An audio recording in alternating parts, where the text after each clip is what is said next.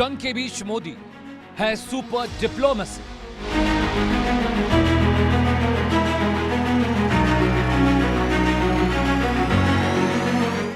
UAE में मोदी, पाक की टेंशन बढ़ी।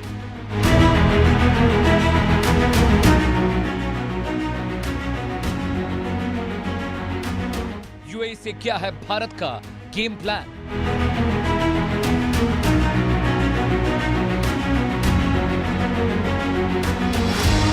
तेल तनाव, पीएम मोदी की रणनीति।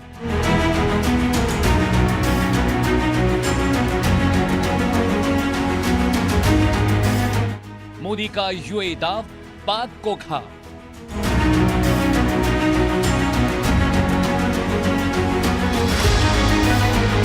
मोदी का मिशन मिडिल ईस्ट। जी हां दर्शकों, भारत सिर्फ सरहद पर चीन और पाकिस्तान को जवाब नहीं दे रहा। भारत अब दुनिया के ताकतवर गलियारों में भी अपनी मौजूदगी दर्ज करा रहा है। एक तरफ जंग का माहौल, दूसरी तरफ प्रधानमंत्री मोदी का यूएई दौरा। सवाल यह है कि क्या यह सिर्फ एक विदेश यात्रा है या फिर पाकिस्तान और पूरी दुनिया को दिया गया एक बड़ा रणनीतिक संदेश। आज मिडिल ईस्ट में भारत की ताकत पहले से कहीं ज्यादा बढ़ चुकी है। तेल चाहिए तो खाड़ी से रिश्ता जरूरी, आतंकवाद पर कार्रवाई चाहिए तो अरब देशों का समर्थन जरूरी, और दुनिया में दबदबा चाहिए तो मिडिल ईस्ट में मजबूत पकड़ जरूरी। कभी पाकिस्तान जिन देशों को अपना सबसे बड़ा दोस्त बताता था, आज वही देश भारत के साथ व्यापार, निवेश और सुरक्षा समझौते कर रहे हैं। यूएई हो, सऊदी अरब हो या फिर कतर, हर जगह भारत की कूटनीति का असर दिखाई दे रहा है। क्या मोदी सरकार ने मिडिल ईस्ट में पाकिस्तान को पूरी तरह बैकफुट पर ढकेल दिया है? क्या भारत अब अरब दुनिया का सबसे भरोसेमंद साझेदार बन चुका है? और क्या जंग के इस दौर में भारत सिर्फ सैन्य ताकत नहीं बल्कि कूटनीतिक महाशक्ति बनने की तरफ बढ़ रहा है? भारत का मिडिल ईस्ट मिशन रणनीति है या फिर प्रधानमंत्री नरेंद्र मोदी का मास्टर स्ट्रोक? एक्सपर्ट्स की सुनिए।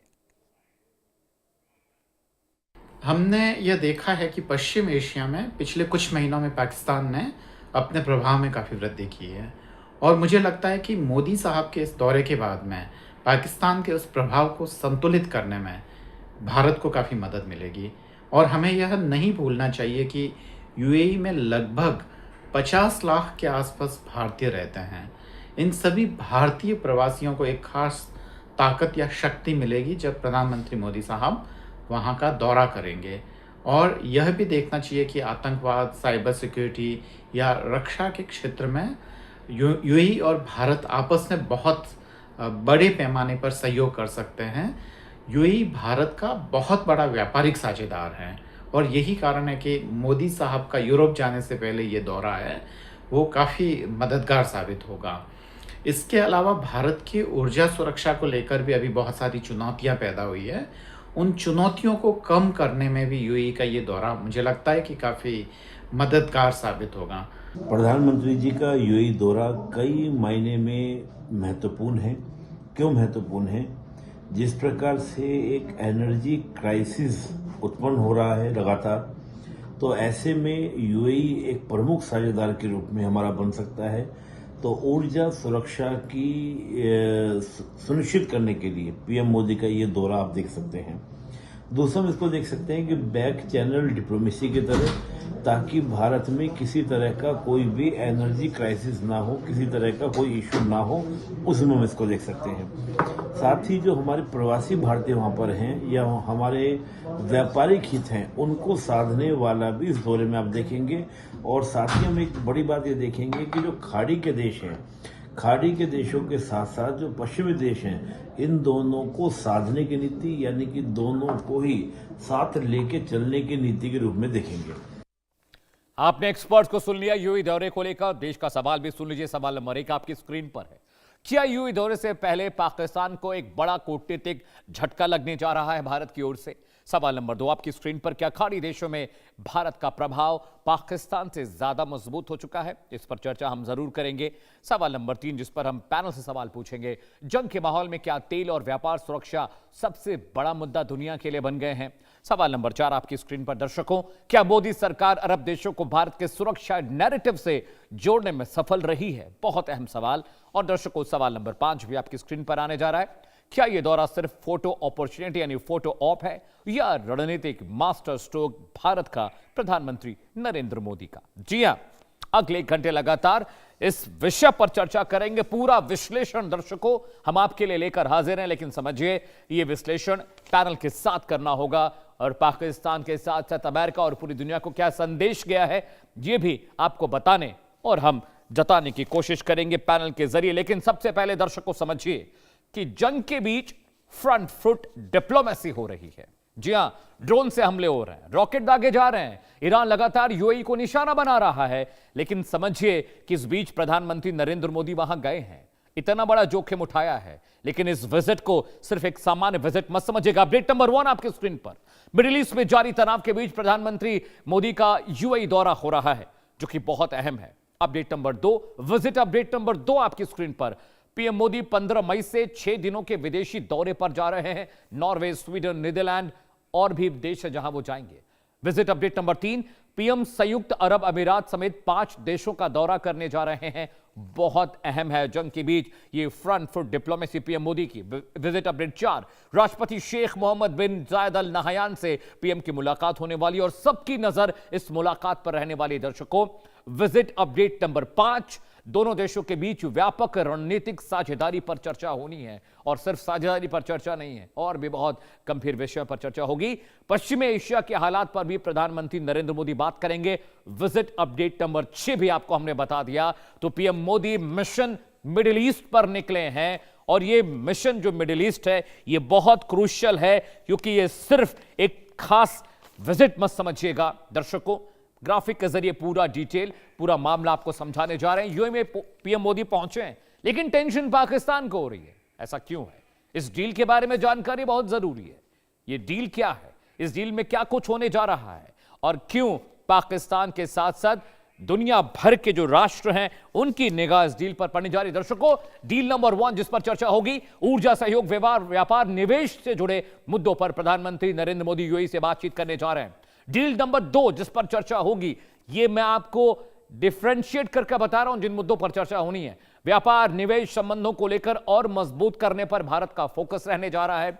डील नंबर 3 जो यूएई के साथ होगी, जिसे लेकर पाकिस्तान की टेंशन बढ़ी है, क्योंकि यूएई और पाकिस्तान के रिश्ते खराब होते जा रहे हैं। दर्शकों यूएई भारत का तीसरा सबसे बड़ा व्यापारिक साझेदार है।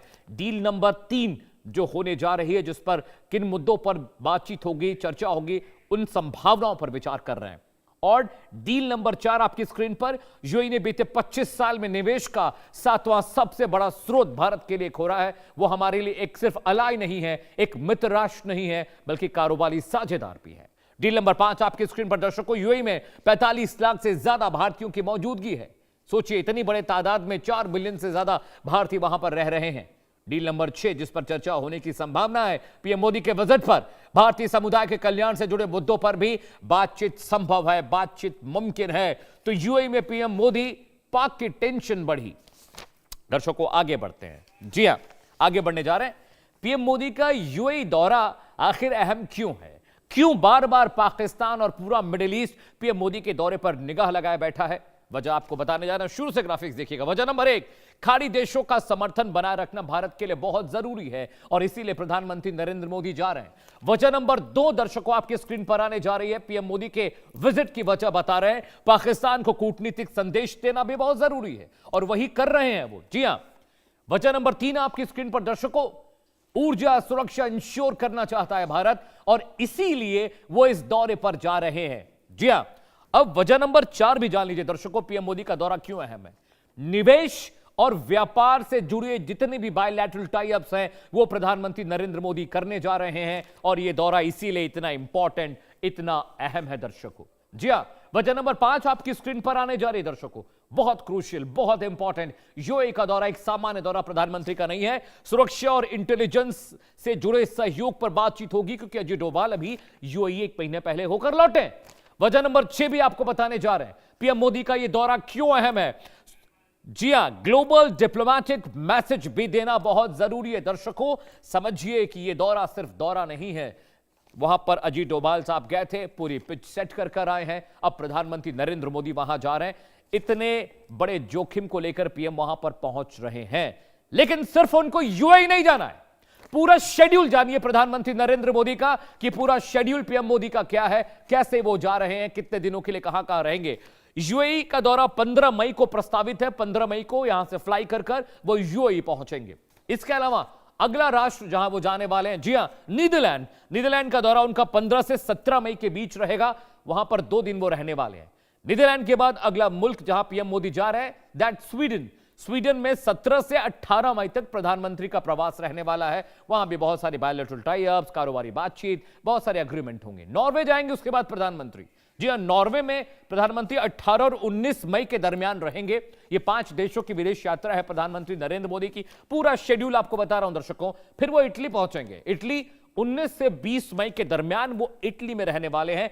तो 5 देशों का दौरा बहुत अहम है, लेकिन उससे पहले वो जा रहे हैं यूएई, और इसीलिए इस पर हम चर्चा कर रहे हैं, बात कर रहे हैं। भारत और मिडिल ईस्ट के रिश्ते बेहतर कैसे हैं, क्यों बेहतर है? 10 बड़ी बातें दर्शकों आपको बता दूं मैं। इसके बाद हम पैनल का रुख करेंगे, हम चर्चा करेंगे इस विशेष दौरे पर प्रधानमंत्री नरेंद्र मोदी के। लेकिन 10 बड़ी बातें मैं लेकर आपके लिए हाजिर हूं मिडिल ईस्ट और भारत के रिश्तों को लेकर। पहली बड़ी बात, भारत और मिडिल ईस्ट के रिश्ते हजारों साल पुराने हैं। Please your honour mind it, हजारों साल पुराने रिश्ते, 10, 20, 50 साल या 100 साल की बात नहीं है। बड़ी बात नंबर 2, भारत अपनी तेल गैस जरूरतों का बड़ा हिस्सा मिडिल ईस्ट से खरीदता है, इंपोर्ट करता है। बड़ी बात नंबर 3, 10 बड़ी बातें मैं बता रहा हूं यूएई के बारे में और भारत के रिश्तों के बारे में। बड़ी बात नंबर 3, यूएई में 80 लाख से ज्यादा भारतीय काम करते हैं और अरबों डॉलर, माइंड करिएगा, अरबों डॉलर भारत भेजते हैं हर महीने, हर साल। बड़ी बात नंबर 4 आपकी स्क्रीन पर, यूएई और सऊदी अरब भारत में बड़े निवेशक बनकर उभरे हैं और इससे भी भारत की इकोनॉमी को बूस्ट मिला है, फायदा मिला है। जी हां, बड़ी बात नंबर 5 दर्शकों आपकी स्क्रीन पर आने जा रही है। भारत यूएई के बीच सेपा ट्रेड डील के बाद व्यापार बहुत तेजी से बढ़ा है, हमारे एक्सपोर्ट इंपोर्ट में बढ़ोतरी हुई है। बड़ी बात नंबर 6 आपको बताने जा रहे हैं दर्शकों। जी हां, बड़ी बात नंबर 5 के बाद बड़ी बात नंबर 6, भारत और खाड़ी देशों के बीच रक्षा, समुद्री सुरक्षा सहयोग लगातार मजबूत हुआ है दर्शकों, यह भी बहुत क्रूशियल है। बड़ी बात नंबर 7 आपको बताने जा रहे हैं दर्शकों, बहुत इंपॉर्टेंट फैक्टर है हमारे और यूएई के रिश्ते का। आतंकवाद विरोधी सहयोग में यूएई ने कई अपराधियों को भारत को डिपोर्ट किया है, सौंपा है, तो हमारे साथ वो कंधे से कंधा मिलाकर चल रहे हैं। बड़ी बात नंबर 8 आपकी स्क्रीन पर आने जा रही है दर्शकों, जिस पर हम चर्चा करेंगे। पीएम मोदी के कार्यकाल में भारत में लिंक वेस्ट पॉलिसी पर जोर बढ़ाया है और इससे भी हमारे बहुत फायदे, बहुत मुनाफा हुआ है। बड़ी बात नंबर 9 आपकी स्क्रीन पर दर्शकों, 8 के बाद भारत ने इजराइल और अरब देशों दोनों के साथ संतुलित संबंध बनाए रखे हैं। यह डिप्लोमेटिक कामयाबी भारत की है, जिसका सानी पूरा दुनिया मानता है। बड़ी बात नंबर 10 दर्शकों आपको बताने जा रहे हैं। जी हां, भारत इजराइल रिश्तों के बावजूद भारत ने फिलिस्तीन के समर्थन की अपनी पुरानी नीति पूरी तरह से छोड़ी नहीं है और यह हमारा डिप्लोमेटिक फैसला है जो बहुत जरूरी है एक संप्रभु, एक सोवरेन राष्ट्र होने के नाते। दर्शकों चलिए, पूरा डेटा, पूरा विश्लेषण आप तक पहुंचा दिया, लेकिन अब पैनल का रुख करने का वक्त आ गया है। एक बड़ा पैनल मेरे साथ जुड़ने जा रहा है। कुछ ही वक्त में मेरे साथ तमाम दर्शक जुड़ेंगे और सबसे पहले मैं आपका तारुफ करा दूं, मेजर जनरल राजन कोचर साहब आपको तस्वीरों में दिखाई दे रहे हैं। सर बहुत बहुत स्वागत है, जय हिंद सर। इसके अलावा यश श्रीवास्तव आपको तस्वीरों में दिखाई दे रहे हैं, कांग्रेस का पक्ष रखेंगे, कांग्रेस के प्रवक्ता है, आपका भी बहुत बहुत स्वागत है यश श्रीवास्तव। एम्बेसडर सुशील सिंघल साहब आपको दिखाई दे रहे हैं तस्वीरों में, ये फॉर्मर डिप्लोमेट हैं। सर बहुत बहुत शुक्रिया, अपने बिजी शेड्यूल से आपने मेरे कार्यक्रम के लिए वक्त निकाला, बहुत बहुत शुक्रिया। रमन मलिक बीजेपी के प्रवक्ता हैं, कुछ ही वक्त में जुड़ने जा रहे हैं, लेकिन इससे पहले कि मैं पॉलिटिकल लाइन पकड़ूं इस डिबेट की, सबसे पहले एम्बेसडर साहब मैं आपके पास आ रहा हूं। कुछ दिन पहले अभी अजय डोभाल साहब यूएई से लौटे हैं सर, उस डिबेट में भी आप मेरे साथ थे। उसके बाद प्रधानमंत्री नरेंद्र मोदी यूएई जा रहे हैं, ये कितना क्रूशियल है जंग के बीच एक फ्रंट फुट डिप्लोमेसी अगर इसे कहा जाए, तो क्या इससे आप गुरेज करेंगे? आप बिल्कुल सही कह रहे हैं। एक्चुअली ये जो विजिट हो रही है, ये नॉर्मल जो विजिट होती हैं, बायलैटरल विजिट होती है, प्रधानमंत्री विजिट करते हैं, वो इस तरह की विजिट नहीं है। एक बहुत ही स्ट्रैटेजिक विजिट है। ये जो शॉर्ट विजिट होने वाली है बड़ी, लेकिन ये बहुत ही स्ट्रैटेजिकली इम्पोर्टेंट विजिट है। यूएई एक हम गल्फ कंट्रीज के में एक बहुत महत्वपूर्ण पार्टनर बनकर के हमारे भारत का साथ आया है। जैसा कि आपने अपने विश्लेषण में बताया कि भारत और यूएई के संबंध कितने प्रगाढ़ हो गए हैं, कितने बढ़ गए हैं, वो खाली जो है बिजनेस रिलेशनशिप या ऑयल की रिलेशनशिप नहीं है, स्ट्रेटेजिक पार्टनरशिप का रूप ये धारण कर चुकी है। और जैसा कि हमें मालूम है कि ओपेक को यूएई ने छोड़ दिया है और ऑयल का प्रोडक्शन वो अपना बढ़ा रहे हैं और भारत उनसे तेल भी बहुत ले रहा है। और उसमें क्या है कि भारत यूएई के साथ मिलके अब क्या, मेरे ख्याल से अपने डिफेंस स्ट्रेटेजिक पार्टनरशिप भी है, एक रिलेशनशिप जिसके बारे में अभी बात ज्यादा नहीं हुई है, लेकिन एक वो भी एक एंगल आता जा रहा है। और सबसे बड़ा क्या है कि जो गल्फ का पावर स्ट्रक्चर है उसमें मेरे ख्याल से आमूलचूल परिवर्तन होने वाला है और भारत उसका एक अहम हिस्सा बनेगा। और ये जो बातचीत हो रही है, ये जो विजिट हो रही है, ये उसका एक बहुत बड़ा पार्ट है एक उसका, क्योंकि जो चेंजेस आएंगे इसमें अपने इसमें गल्फ के कंट्रीज में जो पावर स्ट्रक्चर में, वो भारत, जो मैंने जैसा कहा कि भारत एक उसका हिस्सा बनेगा। दूसरा कि वहां री इन्वेस्टमेंट जिसके बारे में आपने बात की, वो होने वाला है, क्योंकि पोस्ट वार रिस्ट्रक्चरिंग होगी और री इन्वेस्टमेंट होगी, जो डेवलपमेंट होगा उसका भारत बहुत बड़ा हिस्सा, क्योंकि हमारे पास टेक्नोलॉजी है, कैपेबिलिटीज है। और सबसे बड़ा है कि हमारे वहां पर भारतीय समुदाय जिसके बारे में आपने बात की, 45 लाख भारतीय वहां रहते हैं, तो वहां ऑलरेडी हमारे पास में क्षमताएं हैं उस एरिया में काम करने के लिए। ओवरऑल तो खैर 1 करोड़ से ऊपर लोग वहां रहते हैं, लेकिन हम यूएई की इस वक्त बात कर रहे हैं तो भारत में वहां क्षमताएं हैं और इस इंफ्रास्ट्रक्चर हमारे लिए अवेलेबल है, तो भारत उसमें पार्टिसिपेट करेगा। दूसरा, जैसा कि आपने कहा कि यूएई जो है भारत को ना केवल सिक्योरिटी बल्कि ऑयल सिक्योरिटी, बिकॉज उनके जो ऑयल रिजर्व्स उन्होंने स्टॉकिंग इंडिया में की हुई है, हमने एग्रीमेंट साइन किया हुआ है, उसमें बहुत बड़ा इंडिया हिस्सेदार है। तो ये जो रिलेशनशिप है ये मल्टीफेरियस है, रिलेशनशिप है, और ये विजिट उसको रीइंफोर्स करेगी मेरे विचार से। और उस जैसा आपने दोवल साहब के बारे में भी बात की, उनकी विजिट हुई थी, उसके अपने स्ट्रैटेजिक जैसे मैंने बात की, तो वो एक उसका आयाम उसका है। तो ये बहुत सारे आयामों के साथ में ये विजिट हो रही है। और मैं फिर वही बात कहूंगा कि ये नॉर्मल विजिट नहीं है, एक स्ट्रैटेजिक विजिट है इस टाइम पे खासकर। Alright Thank sir, you. मेरे साथ रमन मलिक भी जुड़ गए हैं, बीजेपी के प्रवक्ता हैं। और इससे पहले कि मैं जनरल साहब के पास जाऊं, रमन जी बहुत बहुत स्वागत है कार्यक्रम में आपका। प्रधानमंत्री नरेंद्र मोदी पिछले 2 दिनों से देश से अपील कर रहे हैं कि पेट्रोल डीजल बचाइए, क्रूड बचाइए, गोल्ड अभी मत खरीदिए, स्ट्रेटेजिकली प्लान करिए, सेविंग्स करिए, देश की इकॉनमी अभी बेहतर स्थिति में नहीं है, we are trying our best. Sir, जंग के दौरान प्रधानमंत्री नरेंद्र मोदी यूएई जा रहे हैं, जाहिर सी बात है देश के लिए जा रहे हैं, राष्ट्र के लिए जा रहे हैं। हमारी जो फ्यूल कैपेसिटी है, हमारा जो फ्यूल नीड है, उसको बेहतर बनाने के लिए जा रहे हैं। यूएई अब ओपेक से सर बाहर हो गया है, अब वो आज़ाद है तेल के दाम तय करने के लिए, जिसको चाहे उसको सप्लाई कर सकता है। ओपेक का अब जो फंदा था उसके गले से निकल गया है। लेकिन विपक्ष इस दौरे को सर कह रहा है कि पीएम मोदी मना कर रहे हैं कि आप फ्यूल बचाइए, पेट्रोल बचाइए, विदेश दौरे पर मत जाइए, और खुद विदेश दौरे पर जा रहे हैं। राहुल गांधी का बयान आपने सुना ही होगा। अब विपक्ष कह रहा है कि खुद तो विदेश दौरा कर रहे हैं और जनता से अपील कर रहे हैं कि भाई विदेश यात्रा मत करिए। प्रधानमंत्री वहां पे मजे करने नहीं जा रहे। Right sir.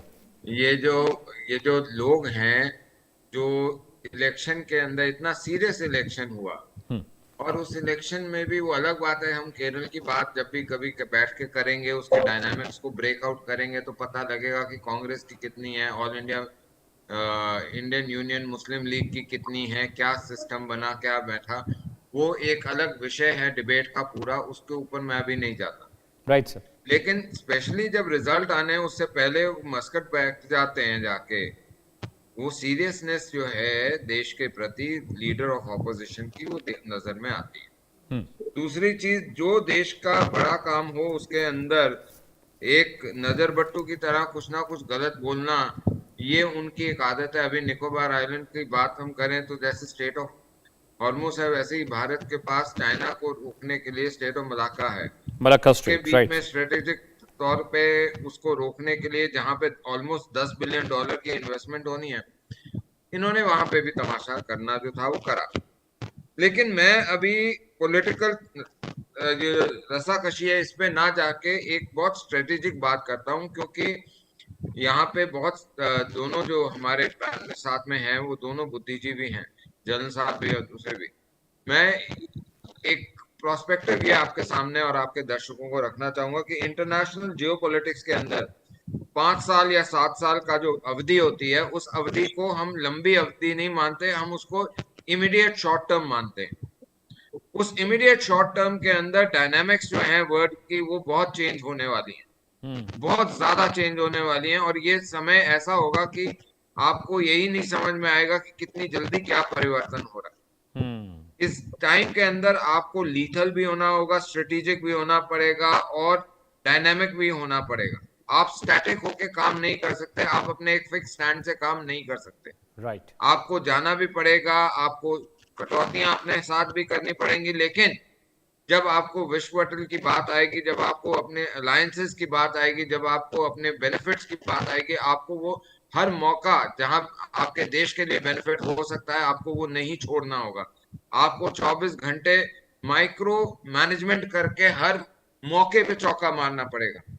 ये जो बात है ये कांग्रेस को या इंडी ब्लॉक को समझ में नहीं आती कि आप कैसे धार के दोनों तरफ चलेंगे, क्योंकि उनको सिर्फ ये अकल नहीं थी जब मैनेजमेंट कर रहे थे डिप्लोमेसी की यश, मैं आपके कि पास आ आप रहा हूं। सिर्फ यश, एक मैं ब्लॉक आ के रहा हूं। होके नहीं रह सकते।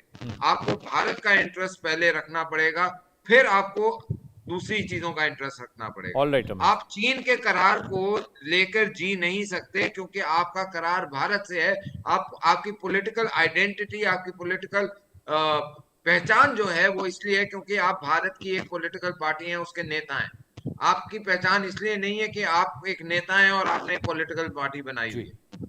तो ये जो है ना, ये फर्क है। दूसरी चीज जो यूएई का, जहां तक हम स्पेसिफिकली बात करें, यूएई एक बहुत बड़ा चेंज आया पिछले साल के अंदर यूएई के स्टैंड में। उस स्टैंड का परिवर्तन और फर्क, और जियोपॉलिटिकली यूएई की जो प्लेसमेंट है जियोग्राफिकली, अगर हम उसको देखें तो भारत के रक्षा सूत्रों के हिसाब से बहुत इंपॉर्टेंट है। अभी हाल फिलहाल में जब वो रफाइल का बात हो रही थी, वो भी परचेज करने की सोच यश, मैं रहे आ थे, रहा हूं। तब उसमें जो डायनामिक्स वर्क जी आई, रमन जो जी। प्ले हुआ, वो भी एक इम्पोर्टेंट चीज है देखने के लिए। सो इस तरीके की बहुत सारी माइक्रो चीजें हैं जिनको देखना पड़ेगा। एक सरसरी रमन तौर जी, पे पॉइंट कुछ टेकन। भी बोल देना एक अच्छा एक अच्छी आइडेंटिटी नहीं राजनीति देता नहीं आपके है। Character. I got your point sir. ठीक है रमन जी, पॉइंट टेकन। यश श्रीवास्तव। यश। अमित जी, कॉमन सेंस से इतनी भयानक दुश्मनी इस देश के इतिहास में किसी भी सत्ता ने नहीं की। हम इंडियन करेंसी में खरीदते थे, इंश्योरेंस फ्री था, ट्रांसपोर्ट फ्री था, 60 दिन का क्रेडिट देता था वो, लेकिन हम उसके साथ खड़े नहीं हुए। हम इजराइल गए, हमने जाके इजराइल को फादरलैंड बुला दिया, जो दुनिया में किसी ने सोचा भी नहीं था। इस फादरलैंड का मतलब बताए कोई, उसके बाद बाकी की बातें फेंके। तो इस पूरे फसाद की जड़ में असल में एप्स्टीन फाइल्स है। यूएई के सुल्तान अहमद बिन सलायम का नाम भी एप्स्टीन फाइल्स में है, और एक और महान आदमी का नाम एप्स्टीन फाइल्स में है, जो इजराइल जाके सिंग एंड डांस भी किया है, एप्स्टीन के मेल में लिखा था। तो ये सारा कवर अप है। अब जो स्ट्रैटेजी की बात हो रही है, ईरान जो हमारा सदियों पुराना मित्र था, कल्चरल मित्र था, ट्रेडिशनल मित्र था, इकोनॉमिक मित्र था, स्ट्रेटेजिक मित्र था, उसने हमारे मुद्दे को यूएनओ में जाने से बचाया था, हमारी मदद की थी। हम उसके साथ तो खड़े हुए नहीं, चले हैं निकोबार आइलैंड को बर्बाद करने, वहां की प्रकृति ध्वस्त करने स्ट्रेटेजी के नाम पे। ना घर में इनसे क्राइम रेट संभल रहा है, ना अर्थव्यवस्था संभल रही है, ना कूटनीति संभल रही। इनको चाहिए रोज नया बहाना। सुल्तान अहमद बिन सुलायम का नाम एप्स्टीन फाइल्स में है। वो ओपेक छोड़ें या ओपेक उन्हें बाहर कर दे, वो मायने नहीं रखता। मायने ये रखता है कि आपने जब रशिया से वापस तेल खरीदने के लिए हाँ बोला, तब रशिया ने आपको मना कर दिया, फिर आपने महंगे रेट पर खरीदा क्योंकि आप ट्रंप से परमिशन का इंतजार कर रहे थे। तो ये तमाशा, बेवकूफी, अकल, बुद्धिजीवी, ये सब शब्द वो लोग बोले जो अपनी जगह टिक के खड़े होना जानते हो। इस समय का सच ये है कि प्रधानमंत्री अपनी विफलता, अपना फेलियर सब कुछ कबूल कर चुके हैं, और वो सिर्फ भारत की गुडविल के दम पे चल रहे हैं। ना उनकी है, ना बीजेपी की, ना आरएसएस की।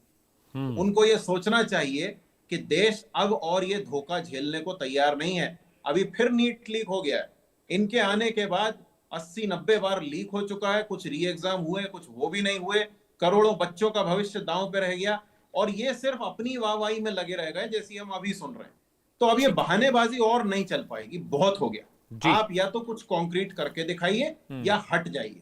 चुनाव आयोग से साठ गांठ के दम पे जो आप बैठे हुए हैं वो ज्यादा दिन का है नहीं, और उसके बाद आप पार्षदी भी नहीं जीत पाएंगे। ठीक है यश, मैं इसका जवाब रखा जाएगा। रमन मलिक जी से लूंगा, लेकिन मैं इससे पहले जनरल साहब का एक रिएक्शन चाहता हूं। रमन, मैं आपके पास आ रहा हूं, I want you to answer it.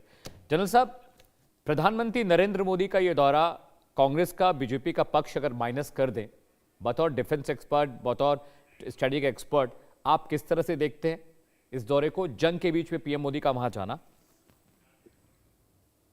देखिए अमित जी, ये जो दौरा है ना, ये 3 घंटे का दौरा है। ये एक चीज आपको, we are losing sight of that, ये कोई एक बायलैटरल विजिट नहीं है, ये एक स्टॉप ओवर विजिट है। 3 घंटे के लिए प्राइम मिनिस्टर मोदी यूएई में रहेंगे। And why it is important, because आपने एक डिफेंस पर्सपेक्टिव में आपको दे रहा हूं, मैं I am not getting into the political part of it. Why it is important is, आज देश के सामने बहुत बड़ा एक चैलेंज आया है, और हमने ये देखा जैसे प्राइम मिनिस्टर मोदी ने एक स्पीच में अभी इसको रिसेंटली अपना बोला है कि हमको ऑस्टेरिटी मेजर्स हमको लेने पड़ेंगे, गोल्ड के ऊपर बात करी, फॉरेन एक्सचेंज के ऊपर बात करी, फॉरेन ट्रिप्स के ऊपर बात करी, और जो रुपी की जो वैल्यू है वो डाउन क्यों हो रही है, और इसको डॉलर की वजह से। तो ये सारी चीजें, और इसको एनर्जी रिलेटेड जो हमारी देश में प्रॉब्लम्स है, देखिए आज 2 महीने से ऊपर हो गया इस लड़ाई को, और जितने भी हमारे रिजर्व्स थे, बोला जाता है ऑयल के हमारे 74 डेज के रिजर्व्स हैं, और जिस तरीके से हमको यूएई से और ये पूरे आपके गल्फ कंट्री से, कतार, ओमान वगैरह सारी कंट्रीज को बना ले, कुवैत, सऊदी अरेबिया, ये सब से हमारा जो इसको ऑयल हमारी और गैस की रिक्वायरमेंट्स आती है। तो इसीलिए प्राइम मिनिस्टर मोदी समझते हैं कि यूएई एक ऐसा देश है, और इसका एक जो पोर्ट है फुजीरिया पोर्ट, वो स्ट्रेट ऑफ हॉर्मुज के बाहर है, और एक इसको अपॉर्चुनिटी हमको ये मिलती है कि अगर आपका स्ट्रेट ऑफ हॉर्मुज आपका बंद भी हो जाए, फुजेरिया पोर्ट से हमको हमारी ऑयल की रिक्वायरमेंट्स मिल सकती हैं, प्रोवाइडेड यूएई हमको अपनी प्रायोरिटी लिस्ट में रखे। और दूसरा है आपका एलएनजी की रिक्वायरमेंट, जो हमारी यूएई से पूरी होती है, कतार से पूरी होती है। तो इसीलिए मैं ये मानता हूं that from a strategic point of view, from the energy dependency point of view, ये दौरा बहुत अहम है। ये 3 घंटे का ही सही, बट ये एक मौका देता है कि बिकॉज इसके पहले already background discussions between the various ministers, आपके फॉरेन अफेयर्स के हो गए, डिफेंस के हो गए, एनएसए हो गए, वो सब हो चुका होगा। एंड इट इज बेसिकली आपने मोहर लगानी है उन मेजर पॉइंट्स पे जहां पे भारत को यूएई की हेल्प चाहिए। तो मैं from that point of view में इसको देखता हूँ, बट ज्यादा अहम है जो इसके बाद के दौरे हैं, बिकॉज उस पर हम जिक्र नहीं कर रहे हैं। और दूसरा मैं आपके चैनल पे बताना चाहता हूँ that let's not be Pakistan centric all the time. हमको पाकिस्तान को कुछ दिखाने की जरूरत नहीं है, हमको पाकिस्तान को कुछ बताने की जरूरत नहीं है, बिकॉज हम इसको पाकिस्तान को इतनी अहमियत क्यों देते हैं अपने प्रोग्राम में? हम उसका बार बार नाम लेके आ जाते हैं कि इसको पाकिस्तान तिल मिला गया। अब देखिए, हमको जो हमारा इंटरेस्ट हमको ज्यादा इंपॉर्टेंट है, हमको पाकिस्तान के इंटरेस्ट के बारे में कोई जो फिक्र करने की जरूरत नहीं है, वो अपने आप ही अपनी मौत मरेगा। बट इंपॉर्टेंट यहाँ पे ये है कि इसके बाद नेदरलैंड्स का मैं इसलिए आपका जिक्र कर रहा हूँ बिकॉज यहाँ पे टेक्नोलॉजी और सेमी कंडक्टर्स का जो क्षेत्र है वो सबसे इंपॉर्टेंट है। और इसीलिए जो ये जो ASML जो उनकी एक कंपनी है जो वर्ल्ड लीडर है एडवांस्ड लिथोग्राफिक सिस्टम्स में, इनके साथ भी बातचीत। और ये विजिट आपका आई थिंक 3 दिन का विजिट है, तो ये और भी ज्यादा अहमियत रखता है इसको यहाँ पे नेदरलैंड में। और जिस तरीके से हम अपनी चिप्स मैन्युफैक्चरिंग पार्टनरशिप्स, अब आप जानते हैं गुजरात में एक सेमीकंडक्टर चिप्स का प्लांट खोला गया, तो हमको एक इंटरनेशनल कोलैबोरेशन हमको चाहिए, टेक्नोलॉजी हमको चाहिए। तो एक ग्रीन हाइड्रोजन की बात हो रही है जो हमको नेदरलैंड से मिल सकता है। तो ये जो ऑल्टरनेटिव जो है, हमारे जो एनर्जी के ऑल्टरनेटिव, जी। तो आने वाले वक्त जानते हैं कि आज जो स्ट्रेट ऑफ हॉर्मुज में वो कल भी हो सकता है। तो इट इज नॉट थिंक कि आज ये प्रॉब्लम है कल नहीं आएगी, जी। ये प्रॉब्लम आती रहेगी। तो इसलिए ऑल्टरनेटिव ढूंढने के लिए बहुत जरूरी है। और स्वीडन डिफेंस टेक्नोलॉजी बहुत इंपॉर्टेंट है, स्वीडन का विजिट।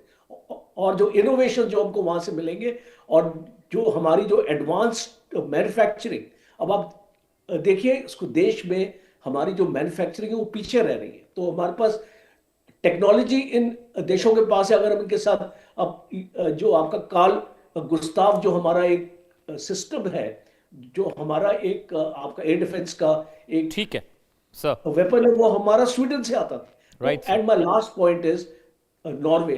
अब देखिए why Norway is important, because जो आपको आर्कटिक ओशन का एक्सेस मिलता है, जो आपको सी रूट्स नहीं मिलते। हम सप्लाई चेन रेजिलियंस की बात करते हैं, कहां से ये सप्लाई चेन रेजिलियंस आएगा?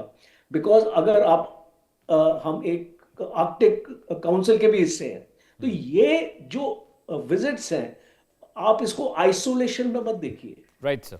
ये इसको भारत को मजबूत बनाते हैं। बिकॉज अगर कोई भी प्राइम मिनिस्टर कहीं भी जाता है, वो वहां पे तफरी करने नहीं जा रहा है, वो एक स्पेसिफिक एजेंडा के साथ जा रहा है। और वो इसको भारत के लिए जो टेक्नोलॉजी चाहिए, जो मैन्युफैक्चरिंग चाहिए, आपको जो सेमीकंडक्टर चाहिए, और खास तौर पे यूएई इसीलिए 3 घंटे के लिए जा रहा है, because of the energy crisis in India. And I alright think sir. UAE can help अस।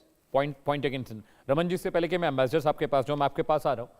मेरी पिछले 2 दिन से जितनी भी डिप्लोमेट से बात हो रही है, एक्स डिप्लोमेट से बात हो रही है, एम्बेसडर से बात हो रही है, डिफेंस पर्सन से बात हो रही है, वो इस दौरे को बहुत स्ट्रैटेजिक बता रहे हैं रमन जी। और ये बता रहे हैं कि भारत सरकार अपनी ऊर्जा जरूरतों को इंश्योर और सेफ और प्रोटेक्ट करना चाहती है। इसीलिए जंग के दौरान पीएम मोदी वहां पर जा रहे हैं, जितनी भी देर वहां पर रुक रहे हैं, बाकी और 4 मुल्कों में जा रहे हैं। तो ये एक तरह की डिप्लोमेटिक कामयाबी है देश के लिए। लेकिन कांग्रेस को ये सब नैरेटिव अलग लगता है। कांग्रेस को लगता है कि पीएम मोदी कॉम्प्रोमाइज हो चुके हैं, पीएम मोदी देश का विकास नहीं कर पाए, हमारी डिप्लोमेसी फेल हो गई है। कांग्रेस एक अलग नैरेटिव पर चल रही है, लेकिन देश का हर बुद्धिजीवी ये कह रहा है कि नहीं, ये दौरा बहुत इंपॉर्टेंट है। रमन जी, यश, मैं आ रहा हूं आपके पास। रमन जी, आप मुझे सुन पा रहे हैं? हाँ, देखिए कांग्रेस हमेशा एक अलग ही लेवल, खासकर जब से राहुल गांधी आए हैं, वो एक अलग ही लेवल पे चलते हैं। कोई बात नहीं, वो उनका लेवल जो है वो एक बिल्कुल किस भ्रम में है मेरे को नहीं पता, बट ठीक है। वो 99 के बाद 100वीं हार, जो ये 4-5 इलेक्शन थे उनमें से एक में वो भी जीते हैं, तो उनको मुबारकबाद कि 5 में से 1 में आए हैं। और कहीं पे कहीं है और कहीं कैसा, उसको हम अभी छोड़ देते हैं। लेकिन हम इस विषय की जब बात करते हैं, देखिए आप इस चीज को समझना पड़ेगा कि एक होता है रिएक्टिव डिप्लोमेसी, एक होती है प्रोएक्टिव डिप्लोमेसी। क्या ये सरकार पूर्व की सरकारों की तरह, जिस तरह से कांग्रेस की सरकार थी या वो थी जो रिएक्टिव डिप्लोमेसी करती थी, क्या ये उस प्रकार की गवर्नमेंट है? नहीं, ये प्रोएक्टिव है। ये आगे से सोच के रखती है कि plan A, B, C, D क्या है, क्या पॉसिबिलिटीज होती हैं। दूसरी चीज, एक और मैं आपको और आपके दर्शकों को बताना चाहूंगा कि जितना भी ये ईरान का जो विषय है ना साहब, और ईरान के साथ तेल का जो व्यापार है, मेरे को ऐसा लगता है कि आपको अगर उसकी असलियत, जैसे कांग्रेस प्रवक्ता बोल रहे थे, उसकी असलियत अगर समझना चाहें तो नटवर सिंह साहब की एक किताब है, वो जरूर पढ़िएगा। उसमें हर चीज का विवरण है कि उन्होंने कैसा हिसाब किताब बनाया हुआ था, कैसे फूड फॉर ग्रेन, पेट्रोल वगैरह क्या चला, वो कौन सी उधारी थी, वो कौन सा सिस्टम था, वो कहाँ से आता था, क्या जाता था, वो सब आ जाएगा सामने। लेकिन इंपॉर्टेंट बात यह है कि आज के वैश्विक स्तर के ऊपर क्या प्रॉब्लम है उसको हमारे को समझना पड़ेगा। समझना ये पड़ेगा कि जो मिडिल ईस्ट का स्टेट ऑफ हॉर्मुज का प्रॉब्लम है वो एक कंटिन्यूस इशू है। उसको आप मैं कोई नहीं चेंज कर सकता, उसको टाइम भी नहीं चेंज कर सकता। उसकी वजह ये है कि ऑयल वेल्स जो हैं वो अगर एक बारी बंद होती हैं तो उसके अंदर पानी भरता है, पानी भरता है तो उसके बाद उसका दोबारा चालू प्रॉपर होना बड़ा मुश्किल काम है। उसके अलावा जो रिफाइनरीज हैं जिनके ऊपर अटैक हुआ है, जो चीजें हुई हैं, उसमें कितना हुआ है, उसकी कितनी रिपेयर होगी, कैसे चलेगा, क्या स्टेटस पहुंचेगा, उसको रीडेवलपमेंट कैसे होगी, सप्लाई चेन किस उस जो ओरिजिनल लेवल थी उसमें कब आएगी, कैसे आएगी, this again is a big question. और वो टाइम के ऊपर है, वो कोई बहुत आसान काम नहीं है कि 2 महीने में ठीक हो जाएगा, वो सालों ले सकता है। इस सिचुएशन को देखते हुए ऑल्टरनेटिव सोर्स ऑफ एनर्जी, उसके अलावा ऑल्टरनेटिव सोर्स ऑफ एनर्जी के साथ साथ आप और क्या टेक्नोलॉजिकल एडवांसमेंट कर सकते हैं, किसके साथ आप कर सकते हैं। तब नीदरलैंड को देखिए या इटली को देखिए, उनकी मैकेनिकल इंजीनियरिंग जो है वो एक डिफरेंट लेवल पे है। आप उनके साथ किस हिसाब का काम करते हैं वो एक अलग स्थिति है। आप रशिया के साथ करते हैं वो अलग स्थिति है। आप यूएई के साथ क्या कर रहे हैं वो अलग चीज है। So it is a multi dimension thing. अब वो चीजें समझनी बहुत मुश्किल है कई लोगों के लिए, तो उसका हम कुछ कर नहीं सकते। उनको अभी भी पार्ले जी अच्छा लगता है तो वो पार्ले जी करें। अब उसको आप चेंज तो नहीं कर सकते, लिमिटेशन है उनकी भी। जी जी जी, ठीक है। मैं यश श्रीवास्तव के पास जा रहा हूँ, उसके बाद मैं सिंघल साहब के पास जाऊँगा। यश, ये जो दिक्कतें भारत में चल रही हैं ये पूरी दुनिया में है, चाहे वो वर्क फ्रॉम होम की बात हो या फ्यूल बचाने की बात हो या इन्वेस्टमेंट किस तरीके से करनी है उसकी बात हो। प्रधानमंत्री जो कह रहे हैं वो तो पूरी दुनिया में उस तरह के ऑस्टेरिटी मेजर्स अपनाए भी जा रहे हैं, लिए भी जा रहे हैं, लेकिन भारत के लिहाज से इसमें दिक्कत क्यों हो रही है? अमित, पहले तो मैं आपको याद दिला दूं कि जब आप रमन मलिक से बात कर रहे थे तब आप कह रहे थे कि कांग्रेस आपत्ति कर रही है लेकिन बाकी बुद्धिजीवी तो ऐसा कह रहे हैं। तो आपके वो जितने भी बुद्धिजीवी हैं उनको अब आप एक साइड कंसिडर कीजिए कि वो साइड में इस बात को सुनेंगे। अब ये है कि रिएक्टिव और प्रोएक्टिव डिप्लोमेसी की बात हो रही थी। रमन मलिक बार बार हमारी पार्टी और शायद मुझ पर भी आक्षेप लगाने की कोशिश कर रहे हैं जो राजनीतिक से हटके है, तो मैं भी जवाब दे रहा हूं। रिएक्टिव और प्रोएक्टिव डिप्लोमेसी की परिभाषा मैं बताता हूं। एक दिन प्रधानमंत्री इतने डर जाते हैं कि वो बोलते हैं कि भैया खाने में तेल कम डालो, गाड़ी में तेल मत डालो, यात्रा मत करो, यहाँ मत जाओ, वहां मत जाओ, सब कम कर दो, खर्चा कम कर दो, कारपूल कर दो। और उसके बाद यहाँ सिखाया जा रहा है कि option A, option B, option C, option D, Z, सब सब सोच लिया हमने। अगर आपको ये पता था कि आप मिडिल ईस्ट जाएंगे, कूटनीतिक समझौते नए तरीके से करेंगे, इस समस्या का हल निकालेंगे, तो आपको देश के सामने रोने की क्या जरूरत थी? सोनार क्या करेगा 1 साल तक अगर आप सोना नहीं खरीदोगे तो? और लोगों का क्या होगा जो फील्ड में मार्केटिंग करके अपनी जिंदगी काट रहे हैं, वो कैसे करेंगे वर्क फ्रॉम होम? उनके सबके नौकरी पे जो आपने तलवार लटकाई, जो सोने के बाजार पर आपने संचय का पूरा जाल बिछा दिया, उसका क्या होगा?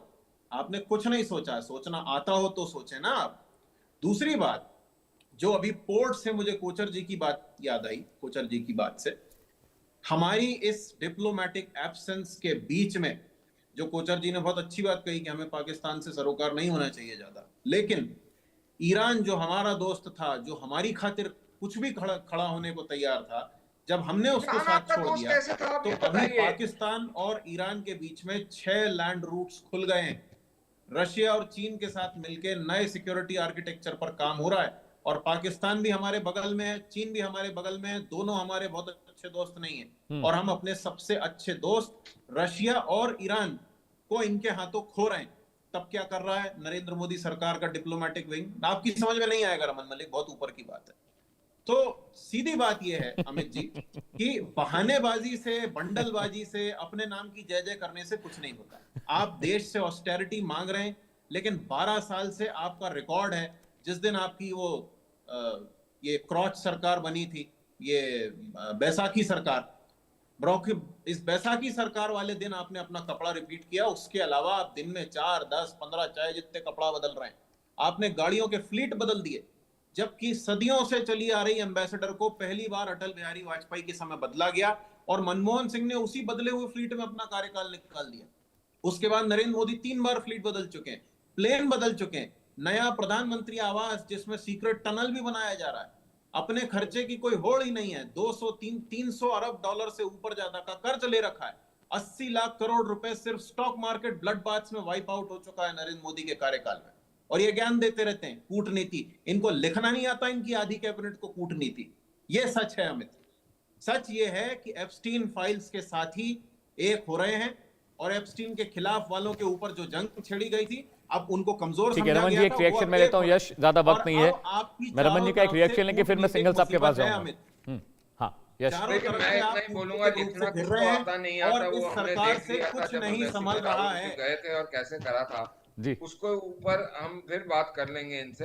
हाँ। लेकिन हाँ, नहीं, इतना एक बात जरूर और है बता अमित, एक सकता बात हूँ, और है, जिस इन्होंने जो पार्टी नटवर को सिंह यही की नहीं किताब के पता बारे में बात कि की है, भारत का मलिक जी इंटरेस्ट एक क्या मिनट, है, इन्होंने वो जो क्या नटवर सिंह करेगी की और क्या किताब के नहीं बारे करेगी में बात उसको हम की है, छोड़ देते हैं। वो बात लेकिन इन्हें आप तब ये करनी ऑस्टेरिटी चाहिए थी मेजर्स की जब बात करते हैं, ईरान जब का युद्ध सितंबर शुरू साहब ने हुआ था। ऑस्टेरिटी मेजर्स के लिए ठीक बोला है था यश, तब क्या यश हुआ था, बताते ही जब मनमोहन ये सिंह ने नटवर बोला था सिंह की पैसे किताब पेड़ याद पे नहीं दिला उगते देते। तब क्या हुआ अभी था, तक क्या कर रहे थे ये? जब उसने मुल्लुसर इमारन ने बोला था कि जी चीजें नहीं होती, जब जो आपके वो जो डिफेंस मिनिस्टर बीच में बने थे केरल से, उन्होंने बोला था कि जब देश के पास फौज के लिए पैसे ही नहीं है, नए प्लेन्स खरीदने के लिए पैसे ही नहीं है, ये सारी चीजें जो है ना साहब, ये नहीं, बहुत नहीं, अच्छी फालतू का रोना आपकी मत है बताइए हिस्ट्री, रमन जी। आप उसको लगे रहिए और आप उसी एक ख्वाब में जीते रहिए। लेकिन फैक्ट यही है कि डायनामिक पोजीशंस है, ये गवर्नमेंट फैक्ट कुछ बहुत नहीं अच्छी है, चीजों फैक्ट कर ये रही है है कि और आप ये लोग लॉन्ग टर्म के लिए इनकॉम्पिटेंट भी हैं, और शॉर्ट टर्म के लिए आप भी लोगों दोनों के में बस का कुछ बहुत नहीं अच्छा है, काम कर रही है। आप अब लोगों आप ने बार बार दोगलेपन की ईरान की सारी बात कर सीमाएं रहे पार हैं। कर दी ईरान हैं, ने, ये फैक्ट है। सुनिए यश जी, आपको पता नहीं है, जब नहीं, आप नहीं, पैदा नहीं, भी नहीं हुए थे नटवर ना, सिंह तब की ईरान किताब ने आपको क्या आज से करा पहले था क्यों नहीं वो याद मैं आई? बताता हूँ।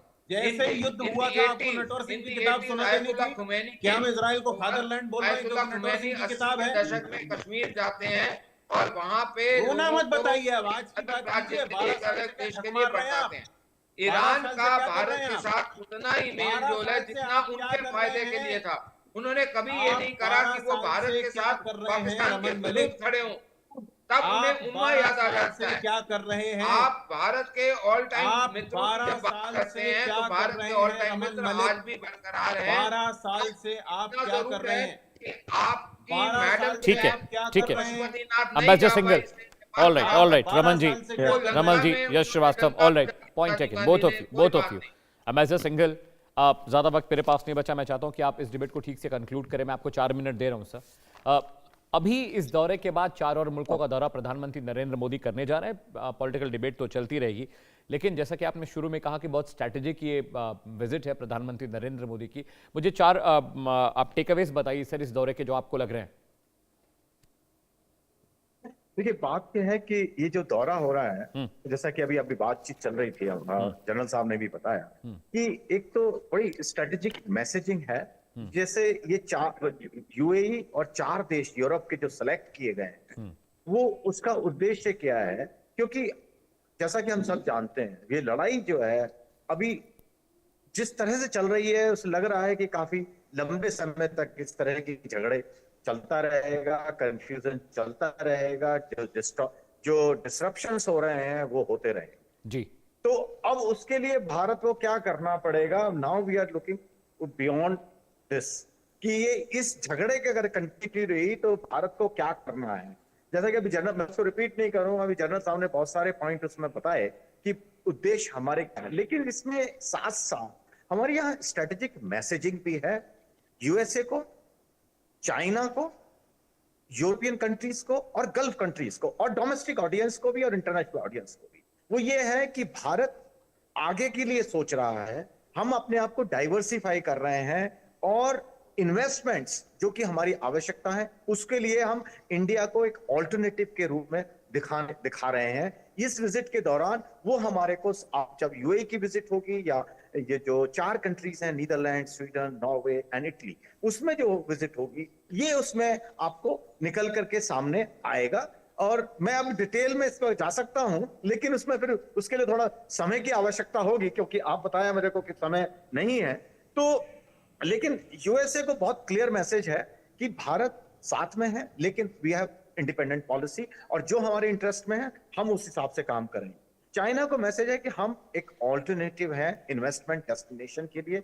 यूरोप को भी हम बता रहे हैं कि भारत में कैपेबिलिटी है, रिक्वायरमेंट है, एंड हम अवेलेबल हैं इन्वेस्टमेंट डेस्टिनेशन के लिए, जो चाहे ग्रीन एनर्जी हो, सेमीकंडक्टर्स हो, सप्लाई चेन जो एक बहुत डिसरप्शन हो रहा है, उसके लिए हम उसके हम हामी हैं और उसके सपोर्टर हैं। तो ये सारे मैसेजेस डिफरेंट तरीके से डिफरेंट सेगमेंट्स को जाएंगे। दुनिया को हम दिखा रहे हैं कि भाई भारत जो है इन्वेस्टमेंट के लिए अवेलेबल है, और ऑफ कोर्स रिसोर्सेज के लिए हमें आवश्यकता है। और जनता, अभी जैसे बातचीत चल रही थी, भारत को हम डोमेस्टिक ऑडियंस को बताया जा रहा है, इसमें कोई गलत नहीं है कि हमें ऑस्टेरिटी मेजर्स लेने पड़ेंगे, क्योंकि ये समस्या खड़ी हो रही है।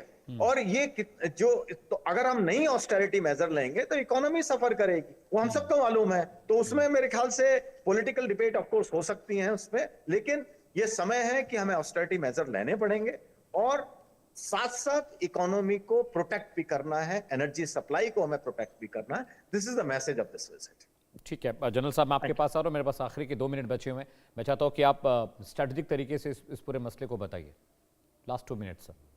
Okay Amit ji, I not take more time. आपने टेक अवेज की बात करी। I think the first takeaway is that we are building technology coalition with Europe, because यहाँ पे नेदरलैंड्स, स्वीडन और आपका नॉर्वे आ जाता है, और आपका इटली भी आ जाता है। So semiconductors, artificial intelligence, green energy, defence manufacturing, maritime technology, और आपके एडवांस इंडस्ट्रियल सिस्टम। तो ये एक, और अगर मैं इसको एक्चुअली क्लब करूँ एक एक्चुअली हेडिंग में, तो हमारा जो यूरोप के साथ जो एक अभी नाता बनने वाला है। Second important takeaway is energy security, और वो एक्चुअली हमारी सबसे बड़ी प्रायोरिटी है, स्ट्रेटेजिक हमारी प्रायोरिटी, जिसके बारे में मैंने जिक्र किया था, उसको मैं रिपीट नहीं करना चाहता हूँ।